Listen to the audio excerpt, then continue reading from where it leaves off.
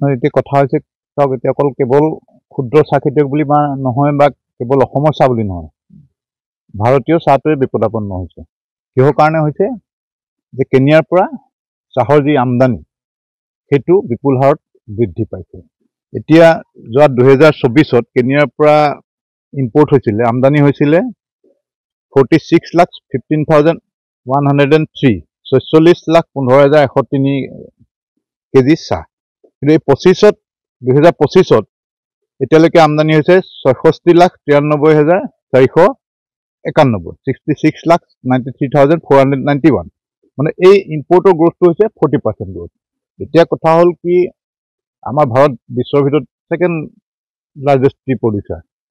এই চাহখিনি যে আহিছে, চাহখিনি অহাৰ লগে লগে ধৰক ভাৰত বা অসমত চাহৰ বৃদ্ধি হৈছে চাহটো, আৰু যেতিয়া যিকোনো বস্তু বৃদ্ধি হয় দামটো কমে, সেইটো অহাৰ লগে লগে আমাৰ চাহটো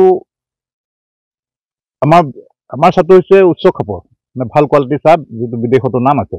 এইখিনি চাহ আহি গোটেইখিনি চাহ এভেইলেবল হৈ গৈছে, আৰু এই কোম্পানীখিনিয়ে 300ৰ ওপৰ অধিক কোম্পানীয়ে কি কৰে, সিহঁতি সেই চাহটো আনি পেলাই আমাৰ ইয়াৰ ভাল চাহৰ লগত আছাম টিয়েই হওক, দাৰ্জিলিং টিয়েই হওক, এইবিলাক অলপ ব্লেণ্ডিং কৰি পেলাই আকৌ বাহিৰলৈ ৰপ্তানি কৰে। মানে ভাল চাহটো বেয়া চাহৰ লগত মিলাই তাক ব্লেণ্ডিং কৰি বিকি দিয়ে।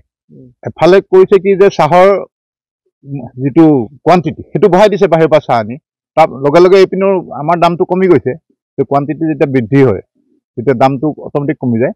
তাৰ পাছত আকৌ সিফালৰ পৰাতো কম দামত চাহ আনিছেই, আৰু ইয়াৰ চাহপাতো কম দামত কিনি ভেজাল কৰি পেলাই আকৌ বহুত বেছি দামত বিদেশলৈ ছাপ্লাই দিছে। এতিয়া আমাৰ মই সৰুকৈ বুজাই দিছোঁ, আমাৰ এখন যোগীবাৰী গাঁও, ইয়াত প্ৰত্যেক ঘৰ মানুহত চাহ বাগান আছে, 2 বিঘা 3 বিঘা 5 বিঘা 10 বিঘা এনেকৈ। গোটেই মূল অৰ্থনীতিটো ঘৰখনৰ সেই চাহ বাগানখিনি। তো এইখিনি নহ'লে এই মানুহখিনি নিগমে মৰিব। আৰু ওচৰতে আমাৰ চাহ বাগিচা আছে, শালমেৰা টি ষ্টেট, ডাঙৰ কোম্পানী। অকল যে ক্ষুদ্ৰ চাহ খেতি যে অনিষ্ট হৈছে নহয়, ডাঙৰ ডাঙৰ বাগানবিলাকো অনিষ্ট হৈছে। তেওঁলোকৰ লগত মই এটা ৰিচাৰ্চ কৰিছিলোঁ যে শালমেৰা বাগানৰ মেনেজাৰজনৰ লগত মোৰ যথেষ্ট ভাল লগ পাই থাকোঁ। তেখেতে মোক কৈছে যে যদি এইটো গতিত যদি যায় আমি লক আউট কৰি দিব লাগিব বাগান। তাত 1000তকৈ ওপৰ কৰ্মী এই শালমেৰা টি ষ্টেটত হ'ব।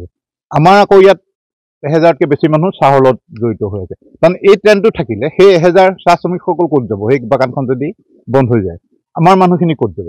1000 মানুহখিনি কি কৰি খাব?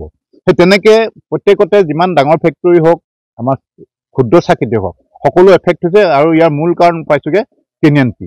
সেইকাৰণে সেই কেনিয়ান টিত মানে টেৰিফ নাই।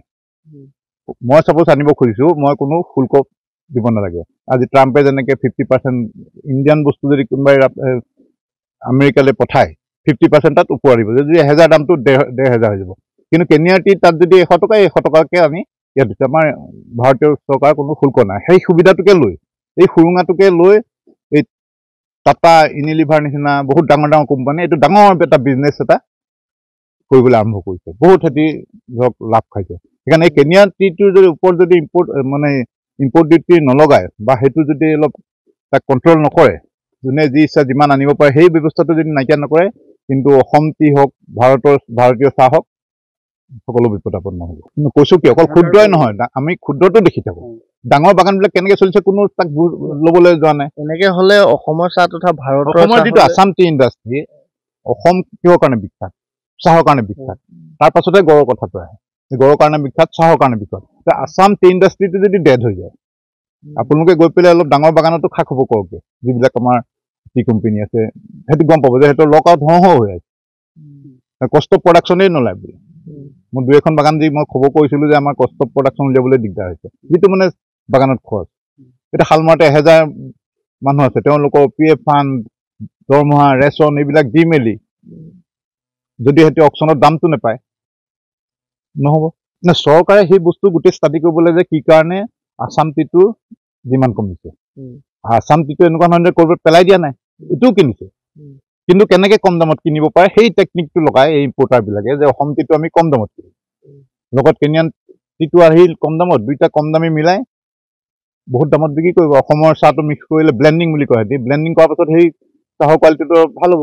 ক'তোতো আমি এতিয়া কেনিয়াৰ পৰা কিমান 66 লাখ কেজি আহিছে ধৰক, আমিতো ক'তো পোৱা নাই তাত ষ্টিকাৰ যে কেনিয়াৰ টি। কি হৈছে ক'ব পাৰি যে বৃহৎ কোম্পানীকেইটা এটা চিণ্ডিকেটৰ নিচিনা এটা কাম চলাই পেলাই চিণ্ডিকেট ঠিক নহয়, তেওঁলোকে মানে সেই কিছুমান সুৰুঙা লৈ পেলাই আমাৰ ভাৰত চৰকাৰ কিছুমান সুৰুঙা ইম্পৰ্ট লছৰ সুৰুঙা লৈ পেলাই বাহিৰৰ চাহ আনি আমাৰ লগত ব্লেণ্ডিং কৰি আকৌ বাহিৰলৈকে এক্সপৰ্ট কৰিছে অধিক দামত। মুনাফাটো তাৰমানে তেওঁলোকে খাইছে। আছাম টি ইণ্ডাষ্ট্ৰী যিটো ইমান লাখ লাখ মানুহ ইয়াৰ লগত জড়িত হৈ আছে, এইখিনিৰ মূৰত মাধমাৰ মাৰি এই কোম্পানীসকলে 300ৰ ওপৰ কোম্পানীয়ে ইম্পৰ্ট কৰে কেনিয়ান টিটো, সিহঁতি নিজে মুনাফা লুটিছে। এই ক্ষেত্ৰত পদক্ষেপ ল'ব লাগিব, নহ'লে ভৱিষ্যতে ডাঙৰ কালে আজি শালমৰা বাগানখন লোকাল হৈ যায়, 1000 লেবাৰ ক'ত যাব, কি কৰিব?